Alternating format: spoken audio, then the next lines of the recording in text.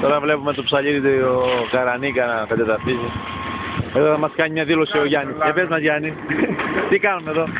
Εδώ γκρεμίζουμε αστυλό. Μπράβο Λάλο.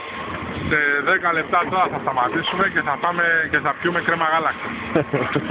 Οι φράουλες που είναι και στον πάτο. Αυτά μας είπε ο ένας εκ των δύο Καρανικαίων. Τα κουνιέται όλο, Μαλάκα, γιατί δεν βάζεις μια φτέρη από πάνω στα για την παραγωγή.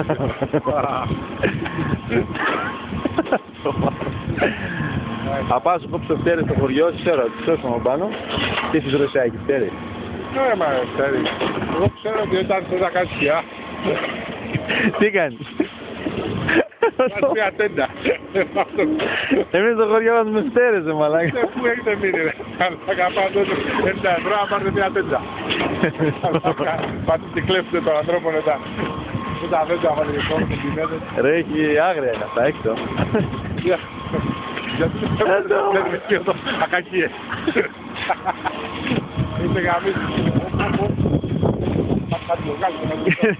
Κάτι το πάρω εγώ ρε μαλάκα, να έχω αποκλειστικότητα. Θα το στείλω στη Λαμπύρη. Περίμενε λάλλον.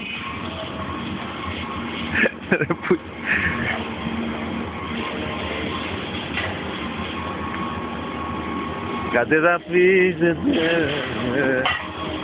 μου είπαν το όνειρο μου. Έξω τραβάει. Όχι, λέω να πάω. Εγώ του λέγα να το στρόψει, αλλά δεν κάνω. Α, καλά, το κάνει μέσα, να. Για δώσε. Κόβεται. Ρε, μην πάει πάνω του. Κόβεται.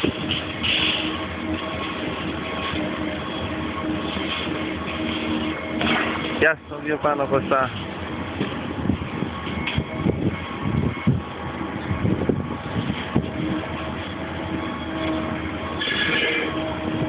Πάρ' το κάτω.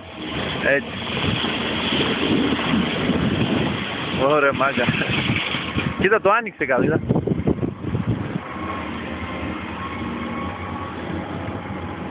Γιάννη, σε ρημάνει. Αυτό το έπιασα λάλο, Έλα, σε 2 ώρες ανέβηκε και ο άλλος πάνω. Μπράβο, βλέπω σήμερα να τελειώνουμε αφεντικό. Γιατί είσαι κόκκινος σήμερα, γιατί είσαι κόκκινος? Γιατί δεν είχε φτέρες, τσάπα από κάτω. Δεν σου βάλανε λίγο make-up να βγεις στην κάμερα. Για χακίες, στα τεχνική εδώ και πάει ένα σκούτσι και τσέκουψε.